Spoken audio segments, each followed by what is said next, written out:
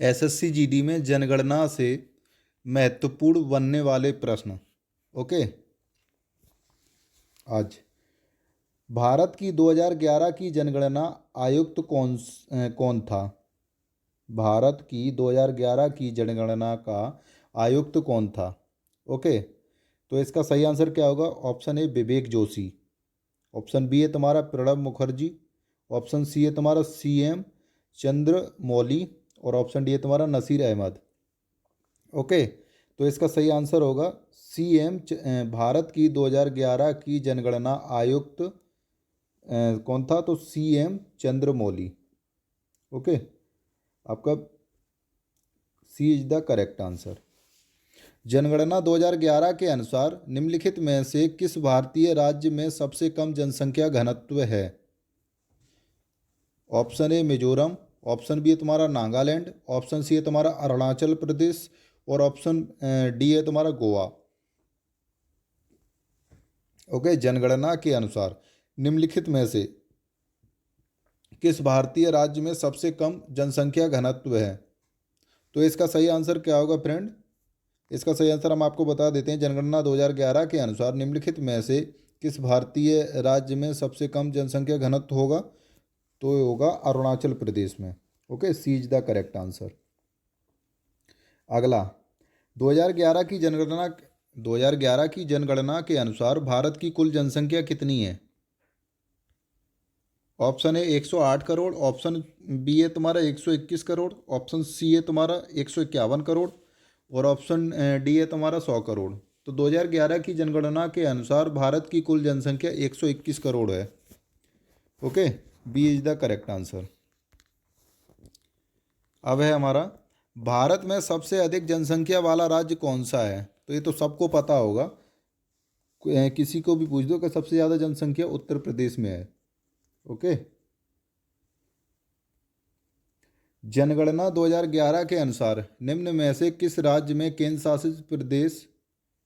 शासित प्रदेश में जनसंख्या घनत्व सबसे कम है? ठीक है। जनगणना 2011 के अनुसार निम्नलिखित में से किस राज्य में केंद्र शासित प्रदेश में जनसंख्या घनत्व सबसे कम है? तो option A Himachal Pradesh, option B है तुम्हारा मिजोरम, ऑप्शन सी सिक्किम, और ऑप्शन डी है तुम्हारा अंडमान और निकोबार।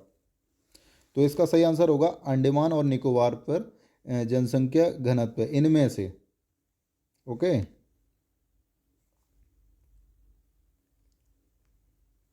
2011 के एक सेकंड।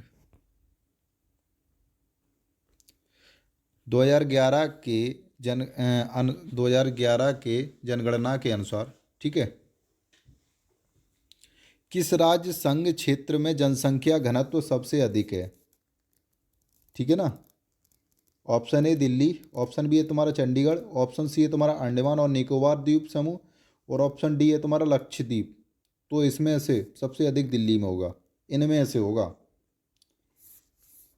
ओके। जनगणना 2011 के अनुसार किस राज्य संघ क्षेत्र में जनसंख्या घनत्व सबसे अधिक है? तो दिल्ली में है, ऑप्शन ए। अगला 2011 की जनगणना के अनुसार किस राज्य में सबसे अधिक शहरी आबादी है? Option A Maharashtra, option B है तुम्हारा पश्चिम बंगाल, ऑप्शन सी है तुम्हारा हरियाणा, और ऑप्शन डी है तुम्हारा उत्तर प्रदेश। तो सबसे ज़्यादा शहरी आबादी हम आपको बता देते हैं 2011 की जनगणना के अनुसार किस राज्य में सबसे अधिक शहरी आबादी है? तो महाराष्ट्र में है वो। Okay. A is the correct answer.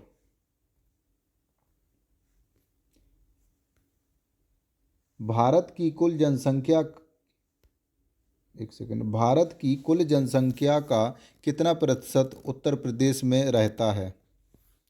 Bharat की कुल जनसंख्या का कितना प्रतिशत उत्तर प्रदेश में रहता है?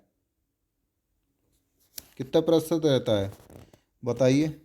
ऑप्शन ए 20, 16, 11, 18। तो इसका सही आंसर हम आपको बता देते हैं। इसका सही आंसर होगा 16% उत्तर प्रदेश में भारत की फुल जनसंख्या का रहता है। 2011 की जनगणना के अनुसार भारत की जनसंख्या की वृद्धि दर क्या है? 2011 की जनगणना के अनुसार भारत की जनसंख्या की वृद्धि दर क्या है? ऑप्शन ए तुम्हारा 19.61, ऑप्शन बी है तुम्हारा 14.66 है, ऑप्शन सी है तुम्हारा 16.12 और ऑप्शन डी है तुम्हारा 17.64। 2011 की जनगणना के अनुसार भारत की जनसंख्या वृद्धि दर तुम्हारा 17.64 है। ओके, अगला, भारत में भारत में किस राज्य में प्रजनन दर सबसे अधिक है? भारत में किस राज्य में प्रजनन दर सबसे अधिक है? Option A Sikkim, B Kerala, C Manipur और डी तुम्हारा बिहार। तो इसका सही आंसर क्या होगा? भारत में किस राज्य में प्रजनन दर सबसे अधिक है? तो इसका सही आंसर हम आपको बता देते हैं, बिहार। भारत में किस राज्य में प्रजनन दर सबसे अधिक है? तो बिहार में है। ओके, 2011 की जनगणना के अनुसार किस संघ राज्य क्षेत्र में सबसे कम जनसंख्या वृद्धि दर है? ऑप्शन ए तुम्हारा लक्षद्वीप, ऑप्शन डी है तुम्हारा अंडमान और निकोबार, ऑप्शन सी है तुम्हारा चंडीगढ़, ऑप्शन डी डी है तुम्हारा दिल्ली। तो इस देखो, दो ऑप्शन तो मिले जुले लग रहे हैं तुमको, हैं। 2011 की जनगणना के अनुसार किस संघ राज्य क्षेत्र में सबसे कम जनसंख्या वृद्धि दर है? ओके, तो इसका सही आंसर हम आपको बता देते हैं, लक्षद्वीप, ऑप्शन ए लक्षद्वीप। ठीक है, 2011 की जनगणना के अनुसार 2011 की जनगणना के अनुसार भारत में साक्षरता दर, ऑप्शन ए तुम्हारा 74.4%, 04%, सॉरी। ओके, ऑप्शन बी है तुम्हारा 68.222%। ठीक है, ऑप्शन सी है तुम्हारा 43.58%, ऑप्शन डी है तुम्हारा 76.64%। ठीक है ना, तो इसका सही आंसर क्या होगा फ्रेंड? 2011 की जनगणना के अनुसार भारत में साक्षरता दर 2011 की जनगणना के अनुसार भारत में साक्षरता दर 74.04% है। Okay, A is the correct answer. 2011 की जनगणना के अनुसार भारत में पुरुष साक्षरता दर कितनी है? 2011 की जनगणना के अनुसार भारत में पुरुष साक्षरता दर कितनी है? ऑप्शन ए 74.58, ऑप्शन बी है तुम्हारा 78.80, ऑप्शन सी है तुम्हारा 82.14, ऑप्शन डी है तुम्हारा 77.24। ओके, तो इसका सही आंसर क्या होगा फ्रेंड? इसका सही आंसर हम आपको बता देते हैं, 82.14। 2011 की जनगणना के अनुसार भारत में पुरुष साक्षरता दर 82.14 है। ओके, अगला, निम्नलिखित में से किस राज्य में जनगणना 2011 के अनुसार नकारात्मक जनसंख्या वृद्धि है? ऑप्शन ए तुम्हारा केरल है, ऑप्शन बी है तुम्हारा अरुणाचल प्रदेश, ऑप्शन सी है तुम्हारा गोवा और ऑप्शन डी है तुम्हारा तमिलनाडु। ठीक है ना, तो किस राज्य में निम्नलिखित में से किस राज्य में जनगणना 2011 के अनुसार नकारात्मक जनसंख्या वृद्धि है? तो इसका सही आंसर हम आपको बता देते हैं, Arunachal Pradesh. Okay, B is the correct answer. नकारात्मक जनसंख्या वृद्धि है तो अरुणाचल प्रदेश में है। अब पढ़िए, अब सुनिए, निम्नलिखित में से किस राज्य में जनसंख्या वृद्धि दर सबसे कम है? मतलब इन चार में से, गोवा, आंध्र प्रदेश, तेलंगाना, केरल। ठीक है ना, तो इसका सही आंसर हम आपको बता देते हैं, इसका सही आंसर है केरल। केरल में सबसे जनसंख्या वृद्धि दर सबसे कम है। ओके, केरल में।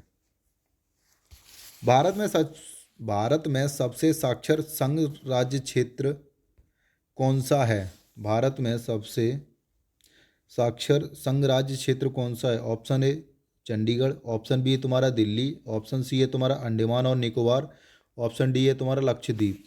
तो इसका सही आंसर हम आपको बता देते हैं फ्रेंड।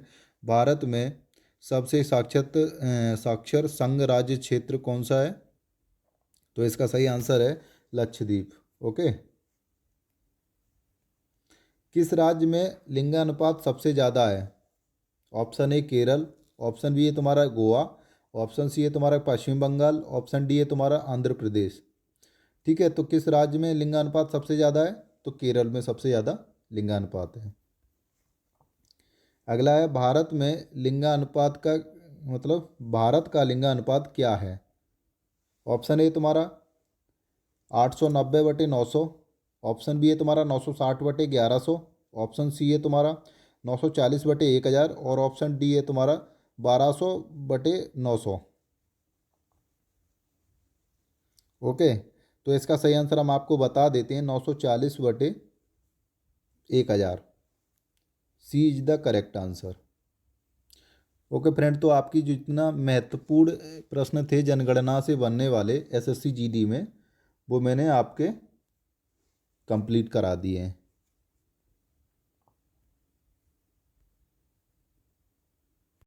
अब हम पढ़ेंगे महत्वपूर्ण अनुच्छेद, जो महत्वपूर्ण अनुच्छेद जो एसएससी जीडी में सबसे ज़्यादा पूछे जाते हैं। ठीक है ना। तो भारत राज्यों के संघ और राज्य के क्षेत्र, भारत राज्यों के संघ और राज्य के क्षेत्र किस अनुच्छेद में है? भारत राज्यों के संघ और राज्य के क्षेत्र, तो हम आपको बता देते हैं ये अनुच्छेद 1 में है। ठीक है ना। भारत राज्यों के संघ और राज्य के क्षेत्र अनुच्छेद 1 में। ठीक है ना। और हम आपको बता दें मौलिक अधिकार किस अनुच्छेद में है? मौलिक अधिकार किस अनुच्छेद में है फ्रेंड, बताना जरा। मौलिक अधिकार, मौलिक अधिकार हम आपको बता देते हैं 12 से 35 तक मौलिक अधिकार हैं हमारे। 12 से 35 तक ये हमारे मौलिक अधिकार हैं। भारत के नागरिकों के लिए मौलिक कर्तव्य किस अनुच्छेद में है? भारत के नागरिकों के लिए मौलिक कर्तव्य किस अनुच्छेद में है? भारत के नागरिकों के लिए मौलिक कर्तव्य किस अनुच्छेद में है? तो हम आपको बता देते हैं 51A में। ठीक है ना। भारत के नागरिकों के लिए मौलिक कर्तव्य 51A में है। राज्य के नीति के निर्देशक सिद्धांत या तत्व, राज्य के नीति निर्देशक सिद्धांत और तत्व आर्टिकल किस में है ये? राज्य के नीति निर्देशक सिद्धांत और तत्व। तो हम आपको बता देते हैं कि राज्य के नीति निर्देशक सिद्धांत और तत्व ये 36 से 51 तक। ठीक है ना, 36 से 51 तक, आर्टिकल 36 से 51 तक। ठीक है ना। भारत सरकार की आधिकारिक भाषा हिंदी का वर्णन किस अनुच्छेद में है? भारत सरकार की आधिकारिक भाषा हिंदी का वर्णन किस अनुच्छेद में है? तो हम आपको बता देते हैं ये 343 अनुच्छेद में है। ठीक है ना, 343। भारत सरकार की आधिकारिक भाषा हिंदी का वर्णन अनुच्छेद 343 में है। नए राज्यों के प्रवेश और स्थापना का वर्णन, नए राज्यों के प्रवेश और स्थापना का वर्णन, नए राज्यों के प्रवेश और स्थापना का वर्णन हम आपको बता देते हैं कि अनुच्छेद 2 में है। नए राज्यों के प्रवेश और स्थापना का वर्णन अनुच्छेद 2 में है। ठीक है ना।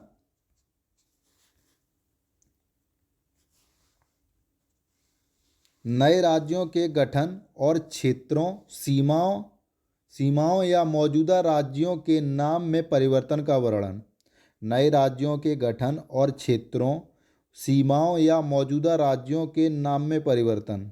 हमने फ्रेंड ये इसके साइड में अनुच्छेद इसलिए नहीं लिखे ताकि आप इस वीडियो को 2-3 बार देखोगे तो आपको ये चीज़ रट जाएगी।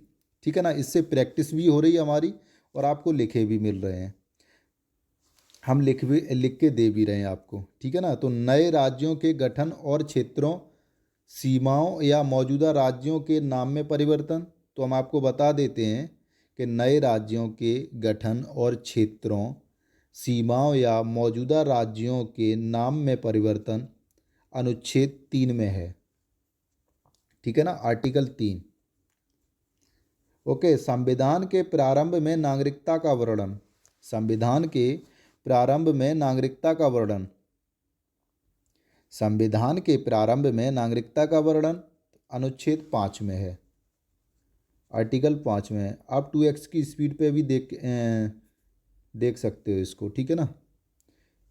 एक निश्चित व्यक्ति की नागरिकता के अधिकार जो भारत से पाकिस्तान चले गए का वर्णन। एक निश्चित व्यक्ति की नागरिकता के अधिकार जो भारत से पाकिस्तान चले गए, तो उनका वर्णन किस अनुच्छेद में है? अनुच्छेद 6 में, ठीक है ना, अनुच्छेद 6 में। अगला, नागरिकता के अधिकारों का निरंतरता का वर्णन। नागरिकता के अधिकारों का निरंतरता का वर्णन अनुच्छेद 10 में, ठीक है ना, अनुच्छेद 10 में, ठीक है ना। नागरिकता के अधिकारों का निरंतरता का वर्णन। कानून द्वारा नागरिकता के अधिकारों को विनियमित करने के लिए संसद का वर्णन। कानून द्वारा नागरिकता के अधिकारों को विनियमित करने के लिए संसद का वर्णन अनुच्छेद कितने में है? कानून द्वारा नागरिकता के अधिकारों को विनियमित करने के लिए संसद का वर्णन अनुच्छेद 11 में है, ठीक है ना, आर्टिकल 11। अगला, राज्य की परिभाषा का वर्णन। राज्य की परिभाषा का वर्णन किसमें? राज्य की परिभाषा का वर्णन किस अनुच्छेद में है? तो हम आपको बता देते हैं राज्य की परिभाषा का वर्णन किस अनुच्छेद में है, ठीक है ना। तो हम आपको बता देते हैं अनुच्छेद 12 में,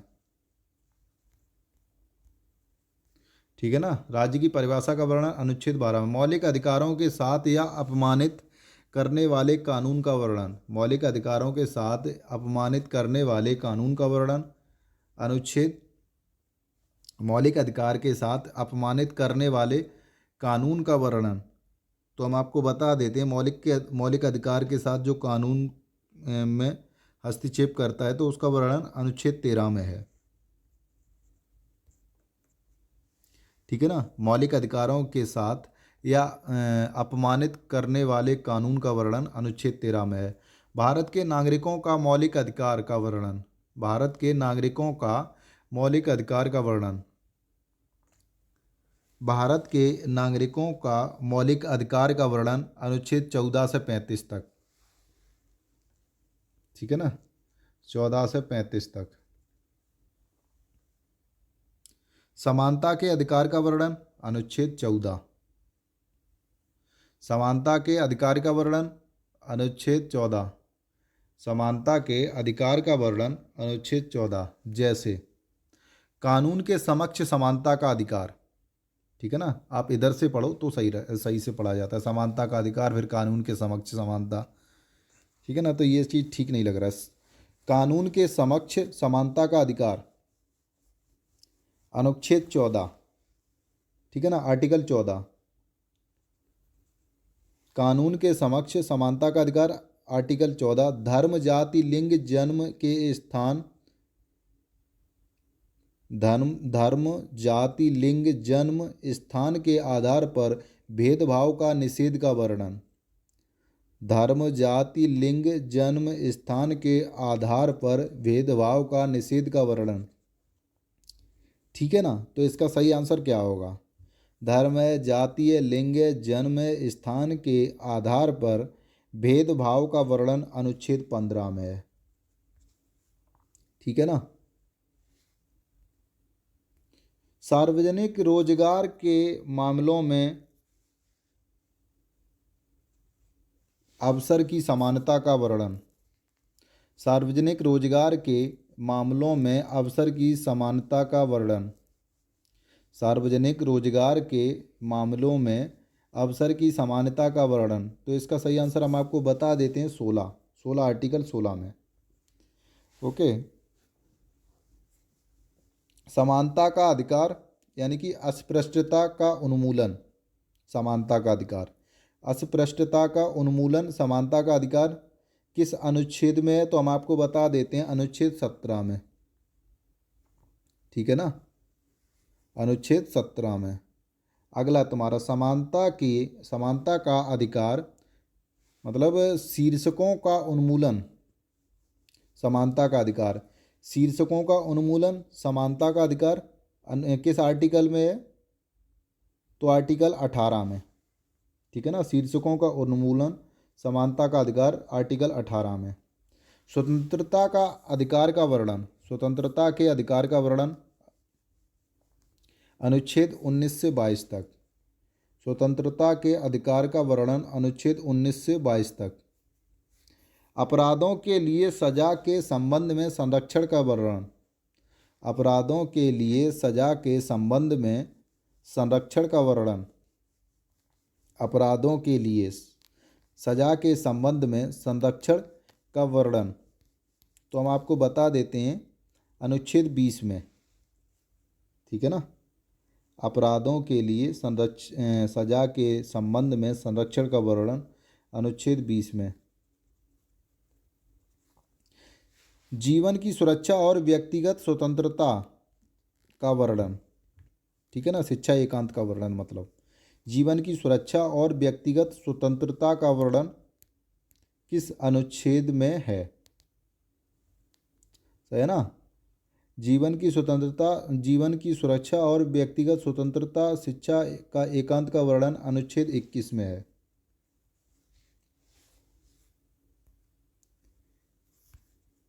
गिरफ्तारी और कुछ मामलों में नज़रबंदी के खिलाफ संरक्षण, गिरफ्तारी और कुछ मामलों में नज़रबंदी के खिलाफ संरक्षण, गिरफ्तारी और कुछ मामलों में नज़रबंदी के खिलाफ संरक्षण, गिरफ्तारी और कुछ मामलों में नज़रबंदी के खिलाफ संरक्षण किस अनुच्छेद में है? तो हम आपको बता देते हैं कि ये अनुच्छेद 22 में है। ठीक है ना। आर्टिकल 22 में। शोषण के खिलाफ अधिकार का वर्णन, शोषण के खिलाफ अधिकार का वर्णन या शोषण के विरुद्ध अधिकार का वर्णन, शोषण के खिलाफ अधिकार का वर्णन किस अनुच्छेद में है? बताइए फ्रेंड। शोषण के खिलाफ अधिकार का वर्णन किस अनुच्छेद में है? तो हम आपको बता देते हैं शोषण के खिलाफ अधिकार का वर्णन 23 से 24 अनुच्छेद में है। ठीक है ना। धर्म की स्वतंत्रता के अधिकार का वर्णन, धर्म की स्वतंत्रता के अधिकार का वर्णन, धर्म की स्वतंत्रता के अधिकार का वर्णन किस अनुच्छेद में है? धर्म की स्वतंत्रता के अधिकार का वर्णन अनुच्छेद 25 से 28। ठीक है ना। धर्म की स्वतंत्रता के अधिकार का वर्णन अनुच्छेद 25 से 28। अंतरात्मा की स्वतंत्रता और मुक्ति पेशा अभ्यास और धर्म का प्रचार का वर्णन, अंतरात्मा की स्वतंत्रता और मुक्ति पेशा अभ्यास और धर्म का प्रचार का वर्णन अनुच्छेद 25 में। ठीक है ना। अंतरात्मा की स्वतंत्रता और मुक्ति पेशा अभ्यास और धर्म का प्रचार का वर्णन अनुच्छेद 25 में। धार्मिक मामलों का प्रबंधन करने की स्वतंत्रता, धार्मिक मामलों का प्रबंधन करने की स्वतंत्रता अनुच्छेद 26 में। ठीक है ना। 26 यानी कि 26।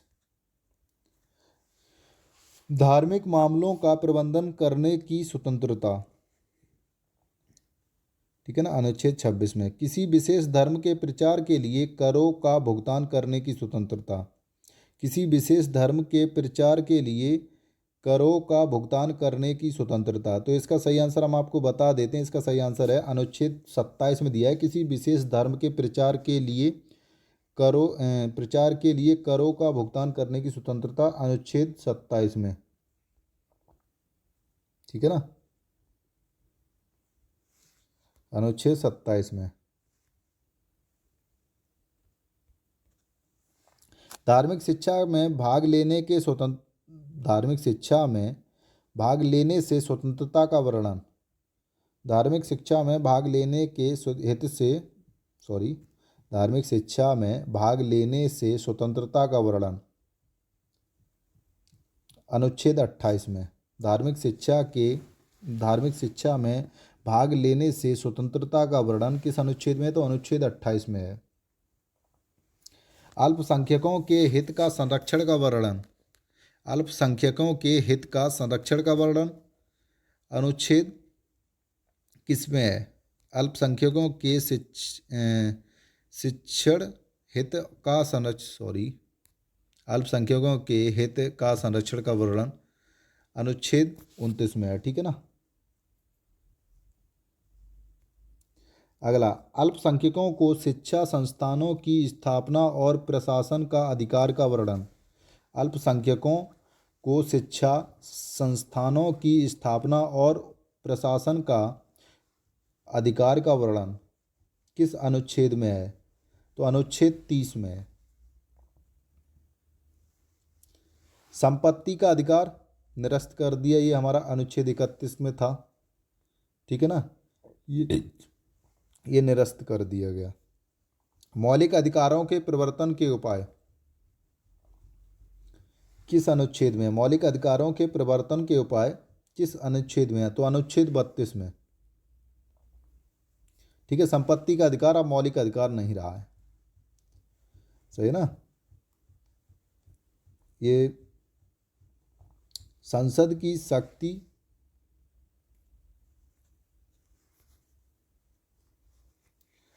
की शक्ति बलों आदि के लिए उनके आवेदन में अधिकारों को संशोधित करने के लिए का वर्णन, संसद की शक्ति बलों आदि के लिए उनके आवेदन में अधिकारों को संशोधित करने के लिए का वर्णन अनुच्छेद किस अनुच्छेद में? तो अनुच्छेद 34 में है। ठीक है ना, अनुच्छेद 34 में। संसद के पास और राज्य के विधानमंडल के पास कानून बनाने की शक्ति नहीं होगी, इसका वर्णन किस अनुच्छेद में दिया गया है? संसद के पास और राज्य के विधानमंडल के पास कानून बनाने की शक्ति नहीं होगी, तो किस अनुच्छेद में दिया गया है ये? तो अनुच्छेद हम आपको बता देते हैं, अनुच्छेद है 35 अनुच्छेद में दिया गया है ये चीज़। संसद के पास और राज्य के विधानमंडल के पास कानून बनाने की शक्ति नहीं होगी। काम का अधिकार शिक्षा के लिए और कुछ मामलों में सार्वजनिक सहायता के लिए किस अनुच्छेद में दिया गया है? काम का अधिकार शिक्षा के लिए और कुछ मामलों में सार्वजनिक सहायता के लिए का वर्णन किस अनुच्छेद में दिया गया है? ठीक है ना, तो इसका हम सही आंसर अब आपको बता देते हैं कि इसका सही आंसर है अनुच्छेद 41। ठीक है ना। काम और मातृत्व राहित की सिर्फ और मानवीय स्थितियों के लिए प्रावधान, काम और मातृत्व राहित की सिर्फ और मानवीय स्थितियों के लिए प्रावधान का वर्णन किस अनुच्छेद में दिया गया है? तो अनुच्छेद 42 में।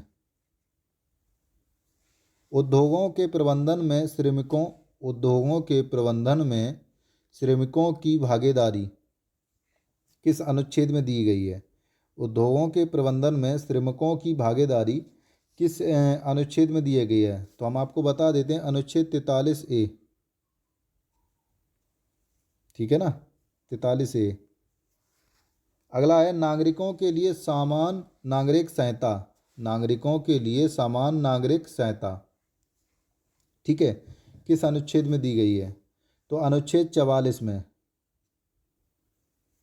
अनुसूचित जातियों SC और OBC के शिक्षण और आर्थिक हित को बढ़ावा देना, अनुसूचित जातियों और SC और OBC के शिक्षण और आर्थिक हित को बढ़ावा देना। तो इसका सही आंसर क्या होगा फ्रेंड? इसका सही आंसर हम आपको बता देते हैं,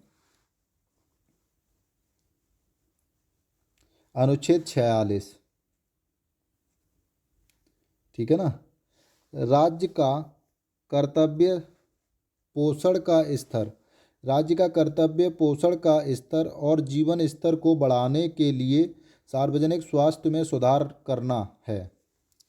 राज्य का कर्तव्य पोषण का स्तर और जीवन स्तर को बढ़ाने के लिए सार्वजनिक स्वास्थ्य में सुधार करना।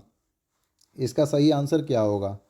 इसका सही आंसर हम आपको बता देते हैं, अनुच्छेद 47, राज्य का कर्तव्य पोषण का स्तर और जीवन स्तर को बढ़ाने के लिए सार्वजनिक स्वास्थ्य में सुधार करना। तो अनुच्छेद 48, सॉरी, अनुच्छेद 47 में दिया गया है, ठीक है ना। कृषि और पशुपालन का संगठन का वर्णन। कृषि और पशुपालन का संगठन का वर्णन। अनुच्छेद कृषि और पशुपालन का संगठन का वर्णन। अनुच्छेद तुम्हारा कृषि और पशुपालन का संगठन का वर्णन अनुच्छेद 48 में दिया गया है, ठीक है। पर्यावरण की सुरक्षा और सुधार और वनों और वन्यजीवों की सुरक्षा का वर्णन। पर्यावरण की सुरक्षा और सुधार और वन्यजीवों की सुरक्षा का वर्णन किस अनुच्छेद में दिया गया है? तो अनुच्छेद 48A में, ठीक है ना। पर्यावरण की सुरक्षा और सुधार और वनों और वन्यजीवों की सुरक्षा का वर्णन अनुच्छेद तुम्हारा 48A में दिया गया है। प्राकृतिक महत्व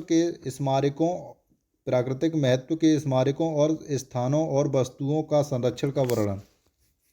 प्राकृतिक महत्व के स्मारकों और स्थानों और वस्तुओं का संरक्षण का वर्णन किस अनुच्छेद में दिया गया है? तो अनुच्छेद 49 में दिया गया है, ठीक है ना। आर्टिकल 49। न्यायपालिका को कार्यपालिका से अलग करना का वर्णन। न्यायपालिका को कार्यपालिका से अलग करने का वर्णन किस अनुच्छेद में दिया गया है? अनुच्छेद 50 में, ठीक है ना। अंतर्राष्ट्रीय शांति और सुरक्षा को बढ़ावा देना। अंतर्राष्ट्रीय शांति और सुरक्षा को बढ़ावा देना किस अनुच्छेद में दिया गया है? अंतर्राष्ट्रीय शांति और सुरक्षा को बढ़ावा देना अनुच्छेद 51 में दिया गया है। भारत के राष्ट्रपति का वर्णन किस अनुच्छेद में किया गया है? तो अनुच्छेद 52 में, ठीक है ना। भारत के राष्ट्रपति का वर्णन किस अनुच्छेद में किया गया है? तो अनुच्छेद 52 में। संघ की कार्यकारी शक्ति किस अनुच्छेद में दी गई है? संघ की कार्यकारी शक्ति अनुच्छेद 53 में दी गई है, ठीक है ना। संघ की कार्यकारी शक्ति अनुच्छेद 53 में। राष्ट्रपति के चुनाव का वर्णन किस अनुच्छेद में दिया गया है? राष्ट्रपति के चुनाव का वर्णन किस अनुच्छेद में दिया गया है? तो अनुच्छेद 54 से 55 तक। राष्ट्रपति के चुनाव का वर्णन अनुच्छेद 54 से 55 तक। राष्ट्रपति के महाभियोग की प्रक्रिया का वर्णन किस अनुच्छेद में दिया गया है? राष्ट्रपति के महाभियोग की प्रक्रिया का वर्णन अनुच्छेद 61 में दिया गया है, ठीक है ना। भारत के उपराष्ट्रपति का वर्णन अनुच्छेद 63 में, ठीक है ना। भारत के उपराष्ट्रपति का वर्णन अनुच्छेद 63 में। उपराष्ट्रपति के चुनाव का वर्णन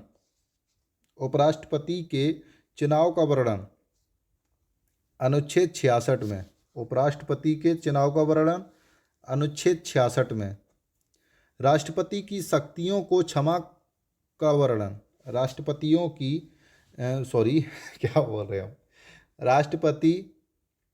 की शक्तियों को क्षमा का वर्णन किस अनुच्छेद में दिया गया? राष्ट्रपति की शक्तियों को मतलब किसी को फांसी वगैरह होती है, ठीक है ना, तो किस अनुच्छेद के साथ राष्ट्रपति उसको माफ़ कर सकता है उस सज़ा को? तो अनुच्छेद 72, ठीक है ना। आर्टिकल 72। राष्ट्रपति की सहायता और सलाह देने के लिए मंत्रिपरिषद।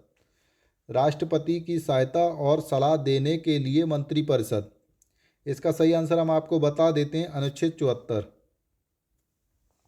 राष्ट्रपति की सहायता और सलाह देने के लिए मंत्रिपरिषद, अनुच्छेद 74। संसद का गठन किस अनुच्छेद में दिया गया है? संसद का गठन किस अनुच्छेद में दिया गया है? अनुच्छेद 79 यानी कि 79, ठीक है ना। अनुच्छेद 79 संसद का गठन का वर्णन किस अनुच्छेद में है? अनुच्छेद 79। दोनों सदनों के वक्ताओं और उपवक्ताओं, एक सेकंड आपको दिख नहीं रहा होगा ना, दोनों सदनों के वक्ताओं और उपवक्ताओं का वर्णन अनुच्छेद 93 में। दोनों सदनों के वक्ताओं और उपवक्ताओं का वर्णन अनुच्छेद 93 में। संसद भवन की शक्तियां, विशेषाधिकार आदि मनी विल के संबंध में विशेष प्रक्रिया, मनी विल की परिभाषा, ठीक है ना। ये 3-4 हम इकट्ठे पढ़ दिए। संसद भवन की शक्तियां या विशेषाधिकार आदि का वर्णन किस अनुच्छेद में दिया गया है? संसद की शक्तियां, विशेषाधिकार आदि का वर्णन किस अनुच्छेद में दिया गया है? तो अनुच्छेद 105 में, ठीक है ना।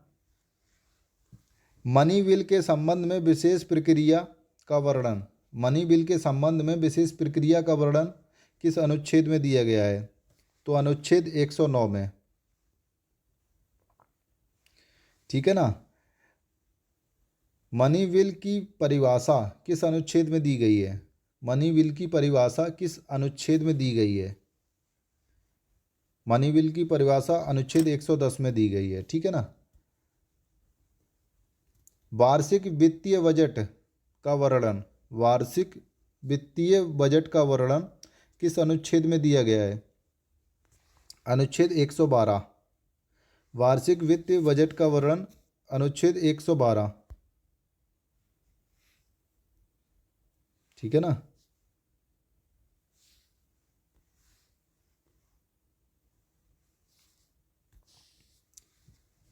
विनियोग का वर्णन बिल किस अनुच्छेद में? विनियोग बिल का वर्णन किस अनुच्छेद में है?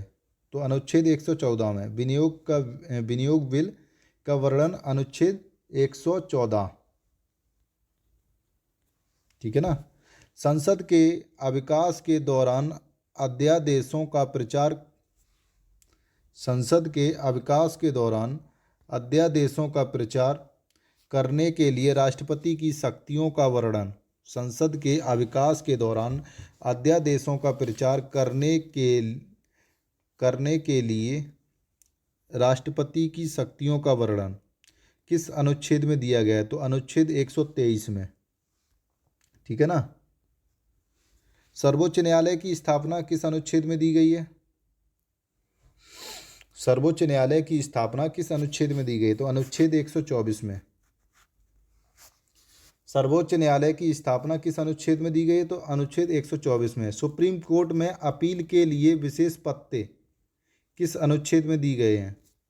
सुप्रीम कोर्ट में अपील के लिए विशेष पत्ते किस अनुच्छेद में दिए गए हैं? सुप्रीम कोर्ट में अपील के लिए विशेष पत्ते, सुप्रीम कोर्ट में अपील के लिए विशेष पत्ते किस अनुच्छेद में दिए गए हैं? तो हम आपको बता देते हैं, सुप्रीम कोर्ट में अपील के लिए पत्ते किस अनुच्छेद में? अनुच्छेद 136 में। कार्यवाहक मुख्य न्यायाधीश, कार्यवाहक ऊपर वाला रह गया ना, कार्यवाहक मुख्य न्यायाधीश की नियुक्ति किस अनुच्छेद में है? कार्यवाहक मुख्य न्यायाधीश की नियुक्ति किस अनुच्छेद में है? अनुच्छेद 126 में, ठीक है ना। सर्वोच्च न्यायालय द्वारा निर्णय या अध्यादेशों की समीक्षा किस अनुच्छेद में है? सर्वोच्च न्यायालय द्वारा निर्णय या अध्यादेशों की समीक्षा किस अनुच्छेद में है? तो अनुच्छेद 137 में, ठीक है ना। सर्वोच्च न्यायालय द्वारा निर्णय या अध्यादेशों की समीक्षा अनुच्छेद 137 में। सुप्रीम कोर्ट का फैसला सभी अदालतों पर बाध्यकारी किस अनुच्छेद में है? सुप्रीम कोर्ट का फैसला सभी अदालतों पर बाध्यकारी किस अनुच्छेद में? तो अनुच्छेद 141 में। नियंत्रण एवं महालेखा परीक्षक भारत का वर्णन, नियंत्रक एवं महालेखा परीक्षक भारत का वर्णन अनुच्छेद किस में है? तो अनुच्छेद 148 में। नियंत्रक और महालेखा परीक्षक भारत का वर्णन अनुच्छेद 148 में है। कैग के कर्तव्य और शक्तियाँ, कैग के कर्तव्य और शक्तियाँ अनुच्छेद 149 में। कैग के कर्तव्य और शक्तियाँ तो अनुच्छेद 149 में। राज्य के राज्यपाल का वर्णन किस अनुच्छेद में है? राज्य के राज्यपाल का वर्णन किस अनुच्छेद में है? राज्य के राज्यपाल का वर्णन किस अनुच्छेद में है? अनुच्छेद 153 में। ठीक है ना। राज्य के राज्यपाल का वर्णन किस अनुच्छेद में है? अनुच्छेद 153 में। राज्यपाल की नियुक्ति किस अनुच्छेद में है? अनुच्छेद 155 में। ठीक है ना। राज्यपाल की नियुक्ति किस अनुच्छेद में है? 155 में। ठीक है ना। राज्यपाल की शक्तियों को क्षमा करना किस अनुच्छेद में है? राज्यपाल की शक्तियों को क्षमा करना किस अनुच्छेद में है? अनुच्छेद 161 में। राज्यपाल की शक्तियों को क्षमा करना अनुच्छेद 161 में। राज्य के महाधिवक्ता, राज्य के महाधिवक्ता किस अनुच्छेद में है? राज्य के महाधिवक्ता किस अनुच्छेद में है? अनुच्छेद 165 में। विधानमंडल में प्रयुक्त होने वाली भाषा किस अनुच्छेद में है? विधानमंडल में प्रयुक्त होने वाली भाषा किस अनुच्छेद में है?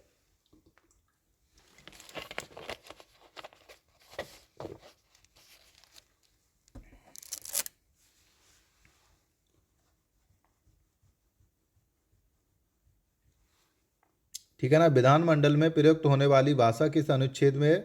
तो अनुच्छेद 210 में। गवर्नर को प्रोविजनल अध्यादेशों की शक्ति, गवर्नर को प्रोविजनल अध्यादेशों की शक्ति किस अनुच्छेद में है? 213 में। गवर्नर को प्रोविजनल अध्यादेशों की शक्ति किस अनुच्छेद में है? 213 में। राज्यों के लिए उच्च न्यायालय का वर्णन, राज्यों के लिए उच्च न्यायालय का वर्णन किस अनुच्छेद में है? राज्यों के लिए उच्च न्यायालय का वर्णन किस अनुच्छेद में है? तो हम आपको बता देते हैं, अनुच्छेद 214 में। राज्यों के लिए उच्च न्यायालय का वर्णन किस अनुच्छेद में है? अनुच्छेद 214 में।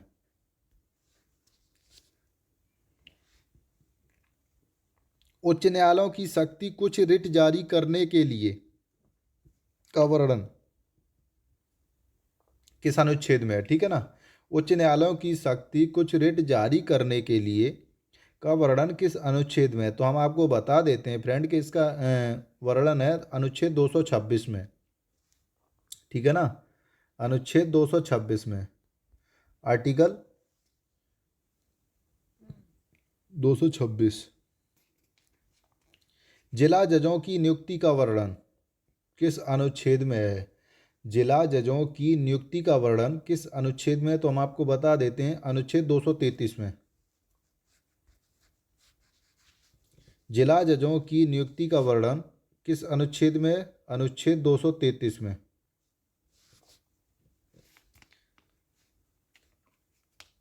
उप आयुक्त न्यायालयों पर नियंत्रण का वर्णन, उपायुक्त न्यायालयों पर नियंत्रण का वर्णन किस अनुच्छेद में है? ठीक है ना। उपायुक्त न्यायालयों पर नियंत्रण का वर्णन किस अनुच्छेद में है?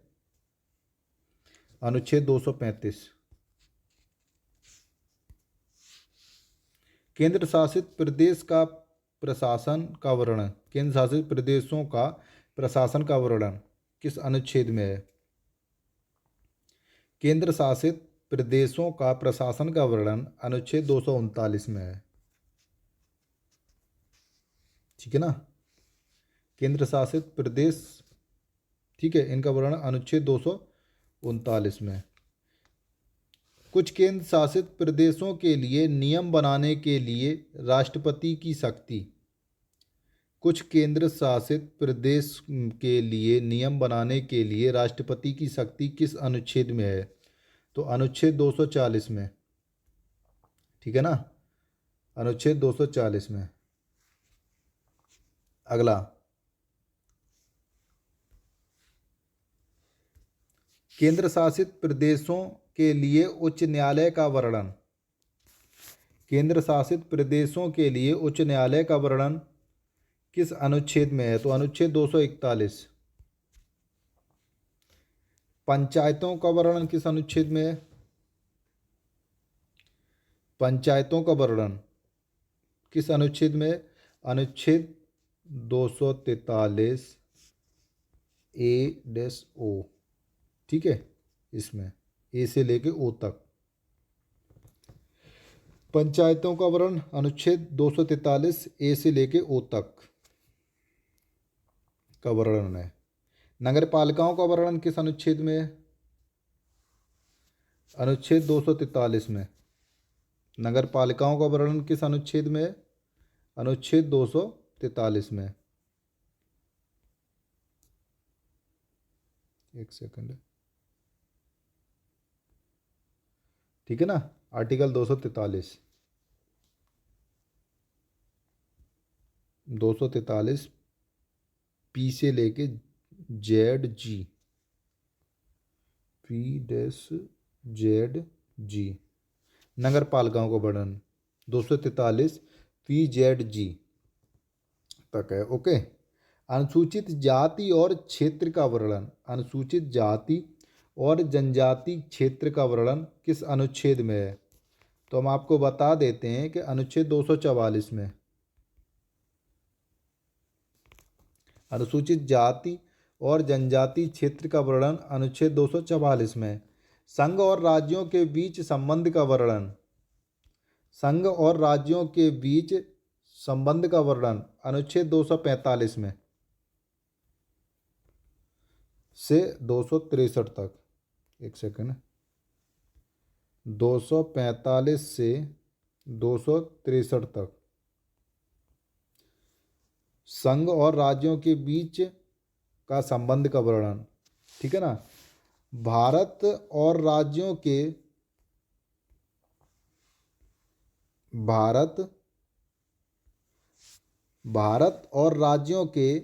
समेकित कोष और सार्वजनिक खाते का वर्णन। भारत और राज्यों के समेकित कोष और खाते का वर्णन किस अनुच्छेद में है? भारत और राज्यों के समेकित कोष और सार्वजनिक खाते का वर्णन अनुच्छेद 266 में है।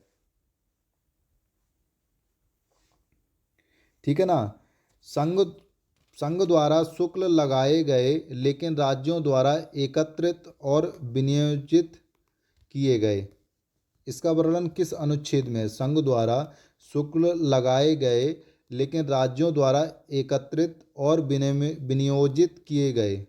ठीक है ना, तो इसका वर्णन अनुच्छेद 268 में है। अगला,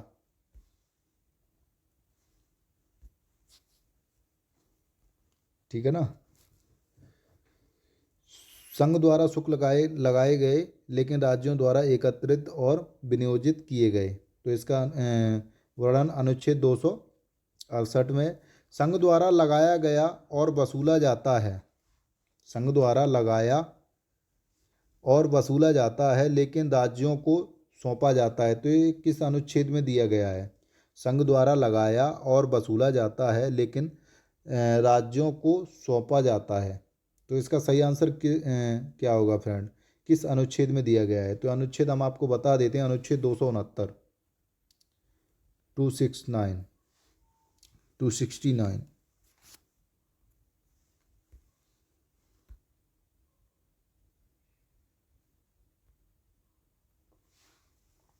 संघ और राज्यों के बीच कर लगाया गया और वितरित किया गया का वर्णन किस अनुच्छेद में दिया गया? संघ और राज्यों के बीच कर लगाया गया और वितरित किया गया, तो इसका वर्णन किस अनुच्छेद में दिया गया? तो हम आपको बता देते हैं, अनुच्छेद 270 में।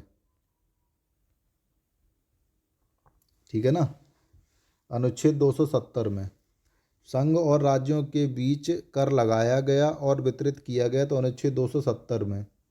वित्त आयोग का वर्णन किस अनुच्छेद में है? वित्त आयोग का वर्णन किस अनुच्छेद में है? वित्त आयोग का वर्णन किस अनुच्छेद में है? तो अनुच्छेद 280 में। भारत सरकार द्वारा उधार लेना किस अनुच्छेद में दिया गया है? भारत सरकार द्वारा उधार लेना किस अनुच्छेद में दिया गया है? तो हम आपको बता देते हैं, भारत सरकार द्वारा उधार लेना अनुच्छेद 292 में लिया गया है। ठीक है ना, 292 में। ठीक है ना। राज्यों द्वारा उधार लेना का वर्णन किस अनुच्छेद में दिया गया है? राज्यों द्वारा उधार लेने का वर्णन किस अनुच्छेद में दिया गया है? अनुच्छेद 293 में। ठीक है ना, अनुच्छेद 293 में। व्यापार, वाणिज्य और संभोग की स्वतंत्रता। व्यापार, वाणिज्य और संभोग की स्वतंत्रता किस अनुच्छेद में दी गई है? व्यापार, वाणिज्य और संभोग की स्वतंत्रता किस अनुच्छेद में दी गई है? अनुच्छेद 301 में। ठीक है ना, व्यापार, वाणिज्य और संभोग की स्वतंत्रता अनुच्छेद 301 में। व्यापार, वाणिज्य और संभोग पर प्रतिबंध लगाने के लिए संसद की शक्ति का वर्णन। व्यापार, वाणिज्य और संभोग पर प्रतिबंध लगाने के लिए संसद की शक्ति का वर्णन किस अनुच्छेद में दिया गया है? ठीक है ना, तो हम आपको बता देते हैं अनुच्छेद 302 में। ये दफा 302 नहीं है महाराज, अनुच्छेद 302 में है ना।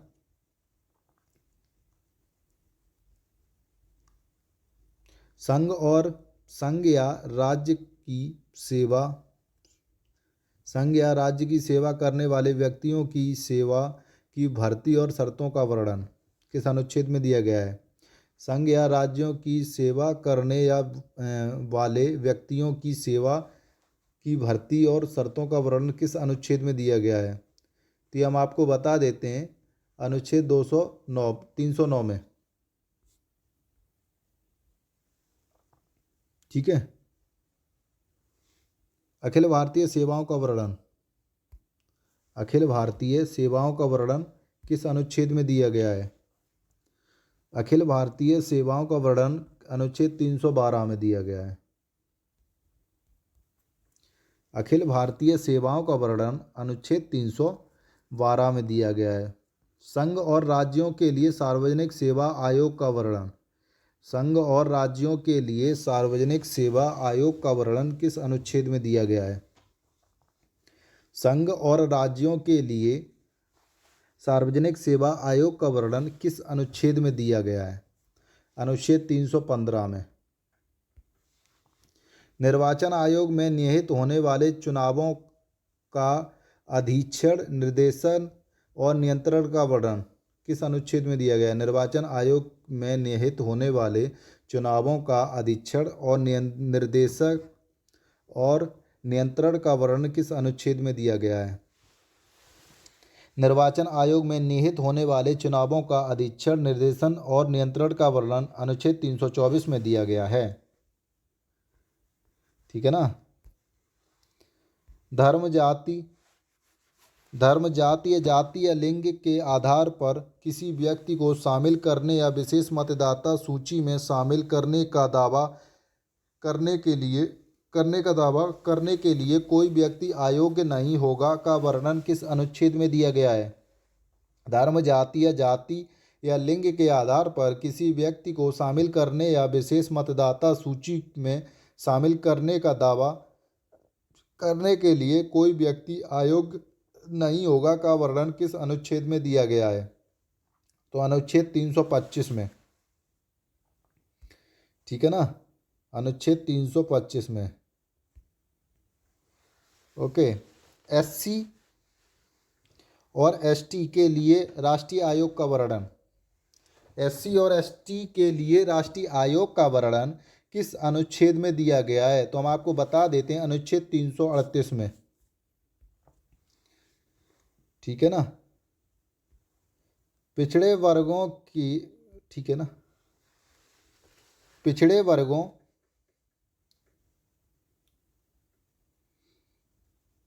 पिछड़े वर्गों की स्थितियों की जांच के लिए एक आयोग की नियुक्ति का वर्णन किस अनुच्छेद में दिया गया है? पिछड़े वर्गों की स्थितियों की जांच के लिए आयोग की नियुक्ति का वर्णन अनुच्छेद 340 में दिया गया है। ठीक है ना। आपातकाल की घोषणा का वर्णन किस अनुच्छेद में दिया गया है? आपातकाल की घोषणा का वर्णन किस अनुच्छेद में दिया गया है? तो अनुच्छेद 352 में। वित्तीय आपातकाल के रूप में प्रावधान का वर्णन किस अनुच्छेद में दिया गया है? वित्तीय आपातकाल के रूप में प्रावधान का वर्णन किस अनुच्छेद में दिया गया है? तो हम आपको बता देते हैं, अनुच्छेद 360 में। राष्ट्रपति के नियम का प्रावधान का वर्णन किस अनुच्छेद में दिया गया है? राष्ट्रपति के नियम का प्रभाव का वर्णन किस अनुच्छेद में दिया गया है? राष्ट्रपति के नियम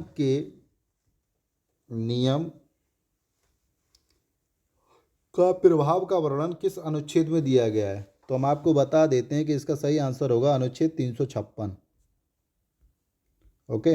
एसएससी जीडी में आने वाले सभी महत्वपूर्ण अनुच्छेद आपके हमने करा दिए हैं। ठीक है ना। अब हम पढ़ेंगे कुछ हाइडेस्पेस की लड़ाई। ठीक है ना। हाइडेस्पेस की लड़ाई कब हुई है? आज हम पढ़ेंगे लड़ाई और किसके बीच और उनका समय। ठीक है ना। 10 राजाओं की लड़ाई। ट्रस्टू भारत जनजाति के राजा। 10 राजाओं की लड़ाई। 10 राजाओं की लड़ाई। ठीक है। ट्रस्टू भारत जनजाति के राजा सूरदास ने 10 राजाओं को हराया था। समय इनका क्या था? 1400 ईसा पूर्व में। सही है ना। 10 राजाओं की लड़ाई, ट्रस्टू ने भारत जनजाति के राजा सूरदास ने 10 राजाओं को हराया था। सही है ना। तो 1400 ईसा पूर्व में। अगला देखते हैं हाइडेस्पेस की लड़ाई। हाइडेस्पेस की लड़ाई राजा पोरस और सिकंदर के बीच हुई थी। हाइडेस्पेस की लड़ाई राजा पोरस और सिकंदर के बीच हुई थी 326 ईसा पूर्व में। हाइडेस्पेस की लड़ाई राजा पोरस और सिकंदर के बीच हुई थी 326 ईसा पूर्व में। नंद साम्राज्य की हार। नंद साम्राज्य की हार चंद्रगुप्त मौर्य और दयानंद के बीच हुई थी। ये लड़ाई किसके बीच हुई थी? नंद साम्राज्य की हार चंद्रगुप्त मौर्य और घनानंद के बीच हुई थी 321 ईसा पूर्व से 320 ईसा पूर्व तक। ठीक है ना। 1 वर्ष चला था ये चीज। अब आ जाओ सिलूसिड मौर्य युद्ध किसके बीच हुआ था? सिलूसिड मौर्य युद्ध किसके बीच हुआ था? चंद्रगुप्त मौर्य और सेल्यूकस के बीच हुआ था। ठीक है ना। सेल्यूसिड मौर्य युद्ध कब हुआ था? चंद्रगुप्त मौर्य और सेल्यूकस के बीच हुआ था 303 ईसा पूर्व में। ठीक है ना। सेल्यूसिड मौर्य युद्ध चंद्रगुप्त मौर्य और सेल्यूकस के बीच हुआ था 303 ईसा पूर्व में। अगला हुड़ आक्रमण। हुड़ आक्रमण और गुप्त साम्राज्य के बीच। हुड़ आक्रमण और गुप्त साम्राज्य के बीच 458 ईसा पूर्व में हुआ था। ये हुड़ आक्रमण किसके बीच हुआ था? हुड़ और गुप्त साम्राज्य के बीच। ठीक है ना। 458 ईसा पूर्व में। सॉरी ईस्वी होगा ये तो। एक सेकंड। ईसा पूर्व 458 ईस्वी में। ठीक है ना। ईस्वी है ये।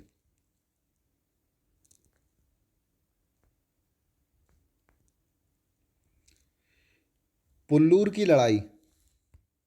एक सेकंड बीच में आने दो। पुल्लूर की लड़ाई किसके बीच हुई थी? राजा चालुक्य और राजा पुलकेशिन द्वितीय और पल्लव राजा महेंद्र वर्मन प्रथम के बीच हुई थी 618 ईस्वी से 619 ईस्वी तक। पुल्लूर की लड़ाई राजा चालुक्य, राजा पुलकेशिन द्वितीय और पल्लव राजा महेंद्र वर्मन प्रथम के बीच हुई थी, 618 से 619 ईसा पूर्व में। वातापी की लड़ाई किसके बीच हुई थी? वातापी की लड़ाई किसके बीच हुई थी? वातापी की लड़ाई पल्लवों और चालुक्यों के मध्य 642 ईसा पूर्व में। वातापी की लड़ाई पल्लवों और चालुक्यों के मध्य 642 ईसा पूर्व में हुई थी। राजस्थान की लड़ाई उम्मयद और बाद में अब्बासिद खलीफाओं और सिंधु नदी के पूर्व राजाओं, ठीक है ना, के बीच लड़े गए युद्ध की एक श्रृंखला। राजस्थान की लड़ाई उम्मयद और बाद में अब्बासिद खलीफाओं और सिंधु नदी के पूर्व में राजाओं के बीच लड़े गए युद्धों की श्रृंखला कब हुई थी? 712 ईस्वी से 740 ईस्वी तक। पेशावर की लड़ाई महमूद गजनी ने जयपाल को हराया था। पेशावर की लड़ाई में महमूद गजनी ने जयपाल को हराया था 1000 ईसा पूर्व में। तराइन का प्रथम युद्ध पृथ्वीराज चौहान और मोहम्मद गौरी पृथ्वीराज चौहान ने मोहम्मद गौरी को हराया था। पृथ्वीराज चौहान की विजय हुई थी। तराइन का प्रथम युद्ध में पृथ्वीराज चौहान ने मोहम्मद गौरी को हराया था, ठीक है ना। तो ये तराइन के प्रथम युद्ध में पृथ्वीराज चौहान ने मोहम्मद गौरी को हराया था। पृथ्वीराज चौहान की विजय हुई थी 1191 ईस्वी में, ठीक है ना। अब तराइन का दूसरा युद्ध देख लो तुम। तराइन का दूसरा युद्ध अगर आप देखोगे तो मोहम्मद गौरी ने पृथ्वीराज चौहान को हराया था। पहले पृथ्वीराज चौहान जीता था। अब तराइन का दूसरे युद्ध में मोहम्मद गौरी ने पृथ्वीराज चौहान को हराया था। मोहम्मद गौरी की विजय हुई थी 1192 ईस्वी में, ये 1192 ईस्वी में। अब चंद्रावर की लड़ाई तो सबने ही देखी होगी भाई, आला किसी ने सुनी नहीं है क्या? चंद्रावर की लड़ाई मोहम्मद गौरी ने जयचंद को हराया था।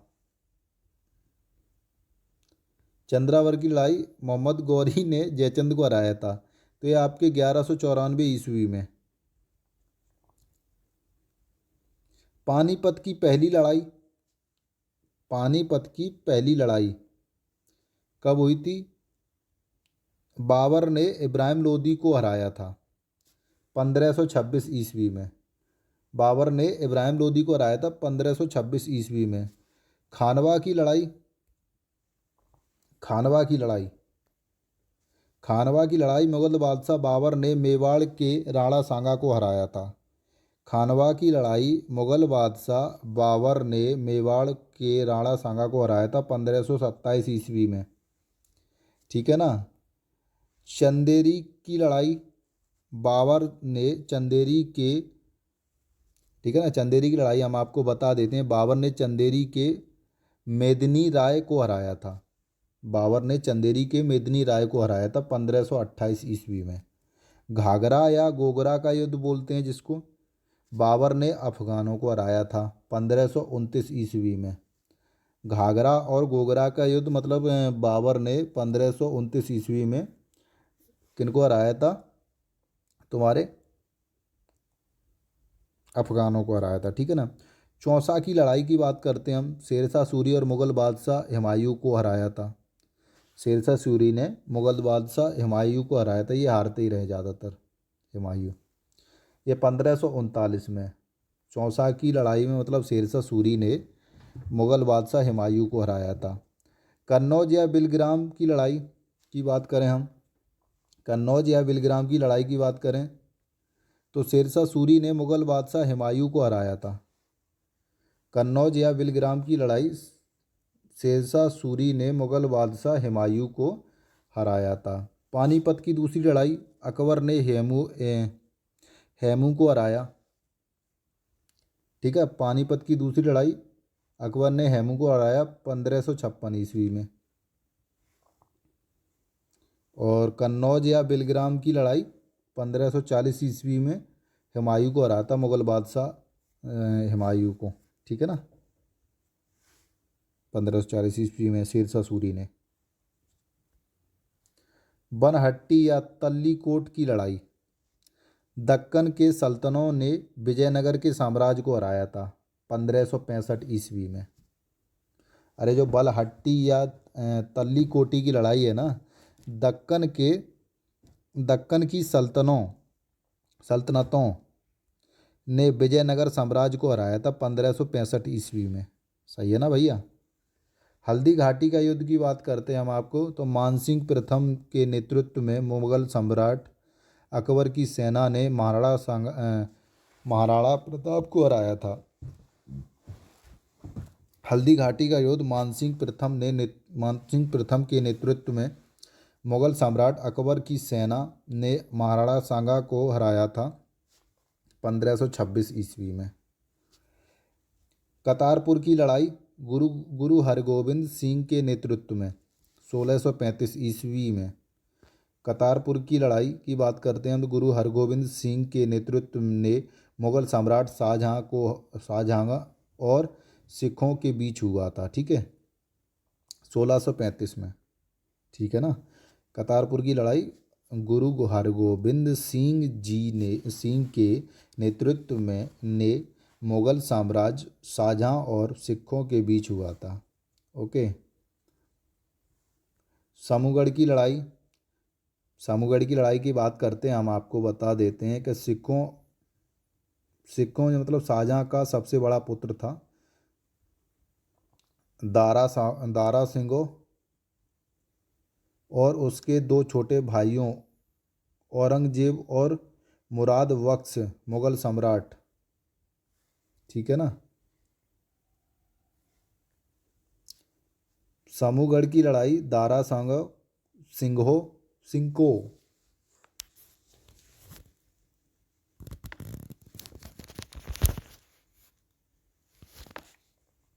समूहगढ़ की लड़ाई दारा सिको शाहजहां का सबसे बड़ा पुत्र था। ठीक है, दारा सिको और उसके छोटे दो भाइयों औरंगजेब और मुराद बख्श मुगल सम्राट शाहजहां के तीसरे और चौथे पुत्र के बीच 1658 में हुआ था ये युद्ध। रामूगढ़ की लड़ाई 1658 में हुई थी ये। ठीक है ना। कोल्हापुर की लड़ाई की बात करते हैं। ठीक है ना। कोल्हापुर की लड़ाई की बात करते हैं हम, तो शिवाजी ने आदिल शाही सेना को हराया था। कोल्हापुर की लड़ाई करते हैं हम, शिवाजी ने आदिल शाही सेना को हराया था 1659 ईस्वी में। ठीक है ना।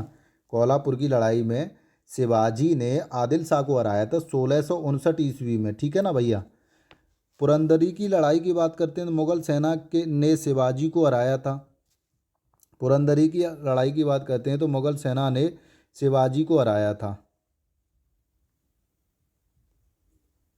1665 ईस्वी में। पुरंदरी की लड़ाई मुगल सेना ने शिवाजी को हराया था 1665 ईस्वी में।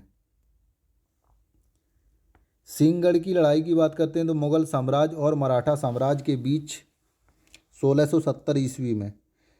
सिंहगढ़ की लड़ाई मुगल साम्राज्य और मराठा साम्राज्य के बीच 1670 ईस्वी में।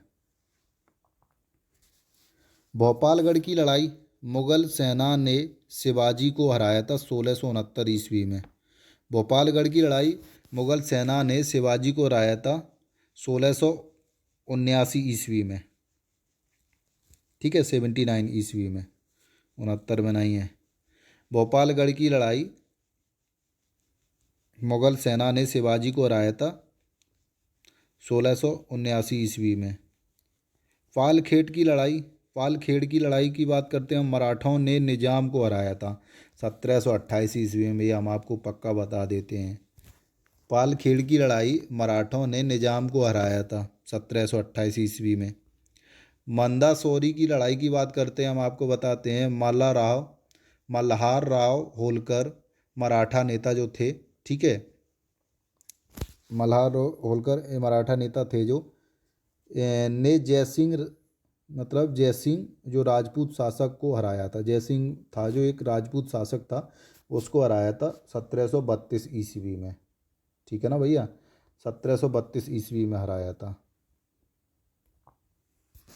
दिल्ली की पहली लड़ाई की बात करें तो मराठाओं ने मुगलों को हराया था 1737 ईस्वी में। दिल्ली की पहली लड़ाई मराठाओं दिल्ली की पहली लड़ाई मराठाओं ने मुगलों को हराया था 1737 ईस्वी में। ओके, अब हम बात करते हैं बसई की लड़ाई की बात करते हैं। मराठों ने पुर्तगालियों को हराया था 1739 ईस्वी में। वसई की लड़ाई मराठाओं ने पुर्तगालियों को हराया था 1739 ईस्वी में। कटावा का प्रथम युद्ध की बात करते हैं हम, तो बंगाल के नवाब और मराठाओं के बीच हुआ था। ये पहली बात तो ये है, ये युद्ध, और ये 1742 में हुआ था। कटावा कटावा का प्रथम युद्ध बंगाल के नवाब और मराठों के बीच हुआ था 1742 ईस्वी में।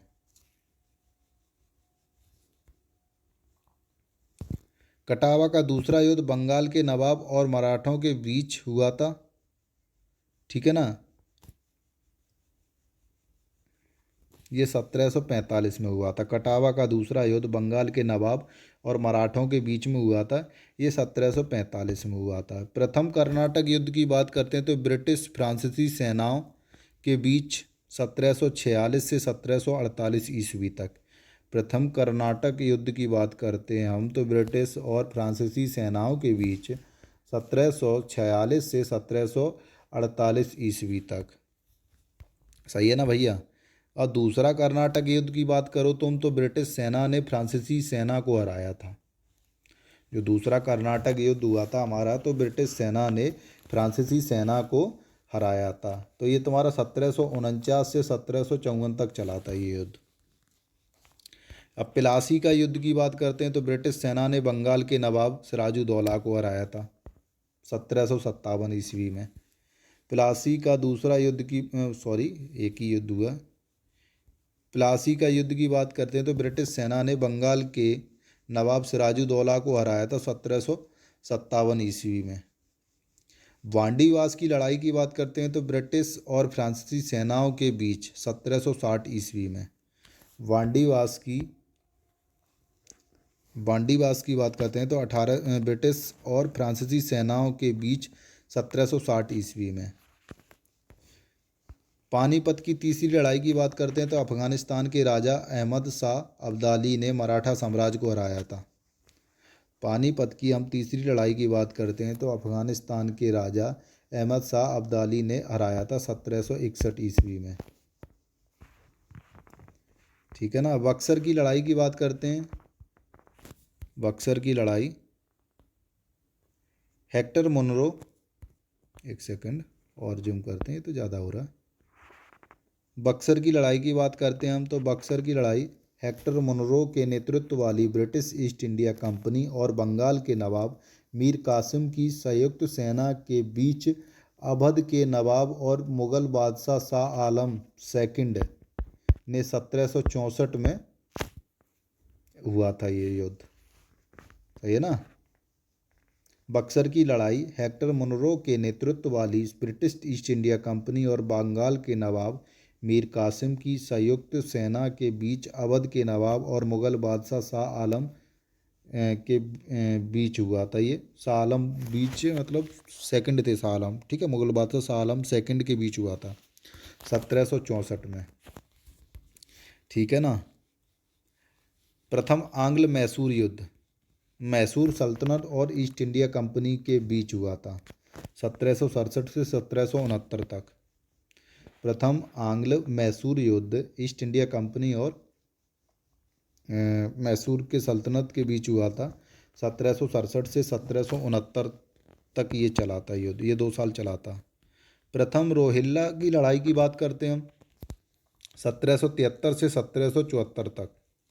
प्रथम रोहिल्ला की लड़ाई 1773 से 1774 तक। ब्रिटिश ईस्ट इंडिया प्रथम आंग्ल मराठा युद्ध की बात करते हैं हम। प्रथम आंग्ल मराठा युद्ध की बात करते हैं हम तो हम आपको बता देते हैं, ब्रिटिश ईस्ट इंडिया कंपनी और मराठा साम्राज्य के बीच, मराठा साम्राज्य 1745 से 1782 ईस्वी तक, सॉरी 1775 से 1782, आंग्ल मराठा इस ब्रिटिश ईस्ट इंडिया कंपनी और मराठा साम्राज्य के बीच हुआ था। ये 1775 से 1782 ईस्वी तक हुआ था। द्वितीय आंग्ल मैसूर युद्ध की बात करते हैं तो मैसूर साम्राज्य ब्रिटिश ईस्ट इंडिया कंपनी के बीच हुआ था। द्वितीय आंग्ल मैसूर युद्ध की बात करते हैं हम तो मैसूर साम्राज्य और ब्रिटिश ईस्ट इंडिया कंपनी के बीच हुआ था 1780 से 1784 ईस्वी तक। तीसरा आंग्ल मैसूर युद्ध की बात करें हम, तीसरा आंग्ल मैसूर युद्ध की बात करें हम तो 1790 से 1792 तक हुआ ये युद्ध। तीसरा आंग्ल मैसूर युद्ध की बात करें तो 1790 से 1792 तक हुआ, मैसूर साम्राज्य और ईस्ट इंडिया कंपनी के बीच हुआ था ये। चौथा आंग्ल मैसूर युद्ध की बात करते हैं हम तो मैसूर साम्राज्य और 1798 में हुआ था ये, 1798 में मैसूर साम्राज्य और ब्रिटिश ईस्ट इंडिया कंपनी के बीच चौथा आंग्ल मैसूर युद्ध। आंग्ल मराठा युद्ध की बात करते हैं हम तो मराठा साम्राज्य, ये देखो कितना याद करना भी सरल है, आंग्ल मराठा युद्ध, मराठा साम्राज्य और ईस्ट इंडिया कंपनी के साथ ही ये सब, ब्रिटिश ईस्ट इंडिया कंपनी के साथ ही सारे युद्ध हुए हैं जब अब आ रहे हैं। तो 1803 से 1805 तक। तीसरा आंग्ल मराठा युद्ध, ये भी मराठा साम्राज्य के साथ हुआ 1845 ईस्वी से 1846 ईस्वी तक। इनमें तुम्हारी क्या पूछेगा, सन पूछेगा, ठीक है ना। तीसरा आंग्ल मराठा युद्ध 1845 से 1846 ईस्वी तक। दूसरा आंग्ल मराठा युद्ध की बात करें हम, दूसरा आंग्ल मराठा युद्ध की बात करें हम तो तुम्हारा सिख साम्राज्य और ब्रिटिश ईस्ट इंडिया कंपनी के बीच हुआ था। दूसरा आंग्ल सिख युद्ध की बात करें तो सिख साम्राज्य और ब्रिटिश ईस्ट इंडिया कंपनी के साथ हुआ था। ये तुम्हारा 1848 से 1849 तक। दूसरा आंग्ल सिख युद्ध की बात करें तो सिख साम्राज्य और ब्रिटिश ईस्ट इंडिया कंपनी के साथ हुआ था ये 1848 से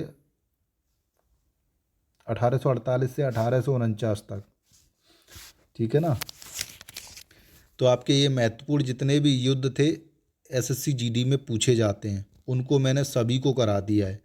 ये आप पढ़ लोगे तो आपको एक ना क्वेश्चन मिल ही जाएगा, अगर आएगा तो इन्हीं में फंसेगा, ठीक है ना। To my online class, I am Sachin from Etawah, ठीक है। तो आज हम पढ़ेंगे महत्वपूर्ण सीमाएं, सही ना। कौन सी रेखा पाकिस्तान और अफगानिस्तान को अलग करती है, कौन सी रेखा पाकिस्तान और अफगानिस्तान को अलग करती है। तो इसका सही आंसर क्या होगा friend, option A Durand line, option B Radcliffe और ऑप्शन सी है तुम्हारा मेक मोहन रेखा और ऑप्शन डी है तुम्हारा 17वीं समांतर रेखा। तो इसका सही आंसर हम आपको बता देते हैं, इसका सही आंसर है Durand line, okay, A is the correct answer. Angola और नामीबिया के बीच की अंतर्राष्ट्रीय सीमा का क्या नाम है, ठीक है। अंगोला और नामीबिया के बीच की, ठीक है, बीच अंतर्राष्ट्रीय सीमा का क्या नाम है। ऑप्शन ए 17वीं समांतर रेखा, ऑप्शन बी है तुम्हारा हिंडन वर्ग रेखा, ऑप्शन सी है तुम्हारा 6वीं समांतर रेखा और ऑप्शन डी है तुम्हारा 38वीं समांतर रेखा, ठीक है ना। तो इसका सही आंसर हम आपको बता देते हैं, इसका सही आंसर क्या होगा फ्रेंड, इसका सही आंसर होगा 6वीं समांतर रेखा, सी इज द करेक्ट आंसर, ठीक है ना। अगला प्रश्न,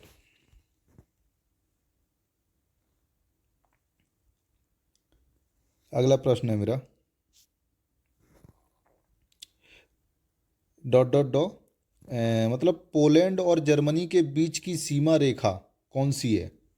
सही ना। पोलैंड और जर्मनी के बीच की सीमा रेखा कौन सी है? Option A Durand line, option B है तुम्हारा ऑर्डरनीस रेखा, ठीक है, ऑप्शन सी है तुम्हारा मैकमोहन रेखा और ऑप्शन डी है तुम्हारा सीमांत रेखा। तो इसका सही आंसर क्या होगा फ्रेंड? तो इसका सही आंसर हम आपको बता देते हैं, पोलैंड और जर्मनी के बीच की सीमा रेखा ऑर्डरनीस रेखा होती है, ठीक है। B is the correct answer. Poland और जर्मनी के बीच की रेखा सीधी रेखा, ठीक है ना, ऑर्डरनीस सीमा रेखा। अगला, भारत और अफगानिस्तान के बीच की सीमा रेखा, भारत और अफगानिस्तान के बीच की सीमा रेखा क्या है? भारत और अफगानिस्तान के बीच की सीमा रेखा, option A McMahon, option B है तुम्हारा ऑर्डरनीस, ऑप्शन सी है तुम्हारा लाइन, वो ऑर्डरनीस लाइन, ऑप्शन सी है तुम्हारा डूरंड लाइन और ऑप्शन डी है तुम्हारा 17वीं समांतर रेखा। तो भारत और अफगानिस्तान के बीच में भी डूरंड लाइन ही रेखा है। Okay, C is the correct answer.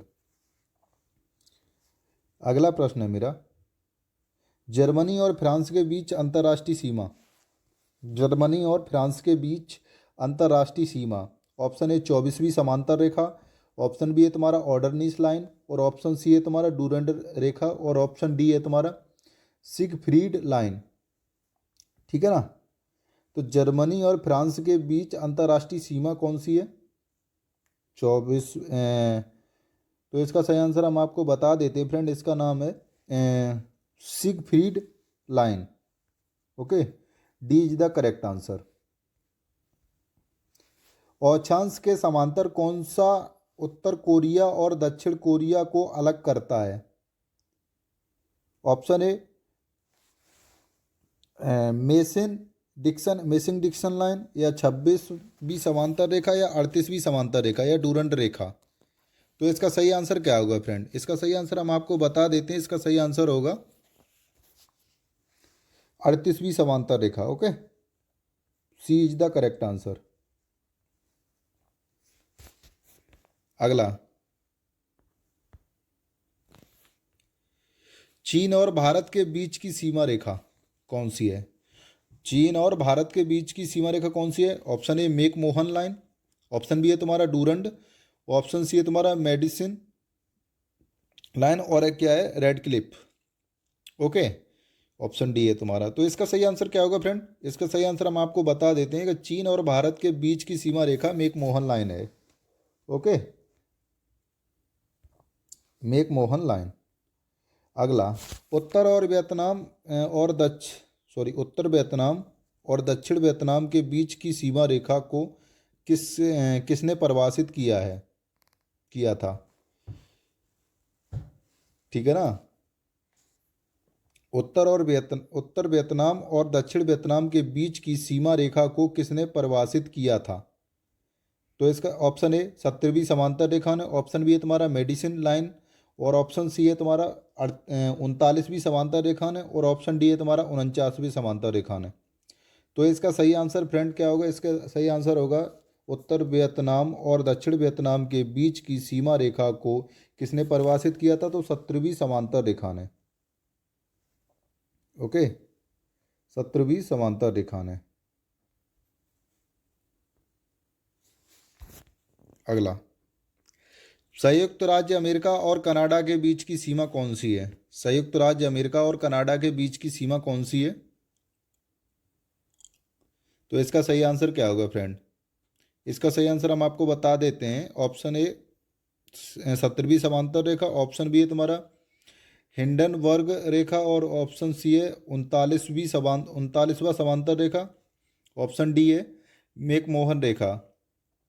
Okay, तो संयुक्त राज्य अमेरिका और कनाडा के बीच की सीमा रेखा कौन सी है?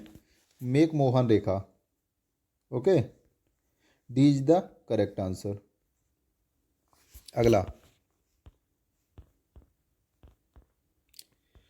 भूमध्य रेखा और उत्तरी ध्रुव के बीच की भूमध्य रेखा और उत्तरी ध्रुव के बीच आधा बिंदु कौन सी रेखा है?